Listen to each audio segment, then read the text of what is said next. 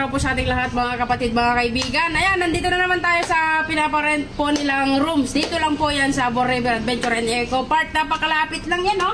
Oh, pakita mo nga, oh. Nandun na po yung Abor River. And then, nandito na lang po yung pinaparent po nilang rooms. Pasukin ulit natin, ipakita ulit natin yung mga rooms at kung ano yung nandito lang po sa rooms na ito para naman sa ganun. Alam nyo po yung mga dadalhin nyo dahil napakarami po talagang nagme-message sa akin at nagko-comment sa mga post natin. Kaya halika, pasukin natin ulit dito sa kwan. Napakagandang rooms, napakalinis at napakabango at napakaluwang. Ayan, syempre, unahin po natin dito, halika. Meron na po silang pagpinitan ng tubig, rice cooker, mga baso, etc.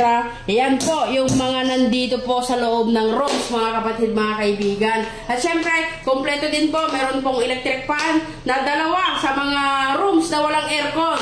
At ang halaga lang naman ito, mga kapatid, mga kaibigan, 2.5 lang. 6 na tao ang capacity. Pag sobra po doon, magbayad na lang po kayo ng 200 each po, mga kapatid, mga kaibigan. Tignan mo naman yung bed.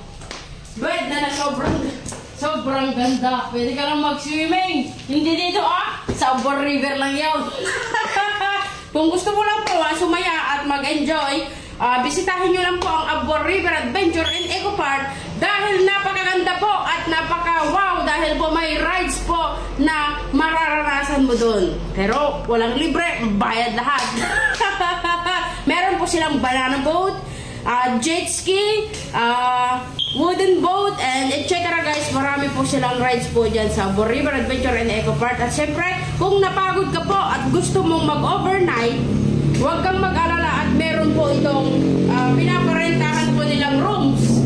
Ayan, ito po yung mga rooms na napakaganda na pinaparent po nila, mga kapatid, mga kaibigan. Kaya huwag ka na mag-alala kung mapapasyal mo po itong Ilagan City dahil napakaganda po dito.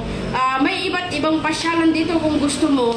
Meron po Ilagan Sanctuary. Ayan, napakaganda po din yan, yung Ilagan Sanctuary. And then, meron din pong Japanese Tunnel. Dito mo din makikita ang napakalaking arena dito sa Isabela.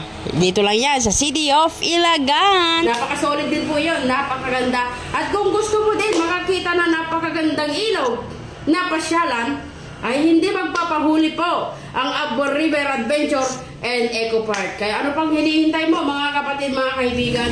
Pasyalan mo na po itong Ilagan City. At welcome po kayong lahat dito po sa amin. So yun na lang po. At meron din po tayong 3.5. May aircon na po yun. Tapos 6 na capacity din lang po ang pwedeng matulog po dito sa loob ng kwarto. Uulitin ko po, 6 na tao lang po ang pwedeng matulog po dito sa loob ng kwarto. At kung sumubrawan ulit yon, ay mag-add na lang po kayo ng 200 each, mga kapatid, mga kaibigan. Tignan nyo naman, ang ganda, napakalinis, at kitang-kita mo mismo sa Abor River Adventure and Eco Park. Yun. At ito pa guys, ang sinasabi ko po sa inyo, huwag po kayong mag-uwi ng mga gamit po dito. Kung hindi po sa inyo, wag na wag niyong iuwi, no?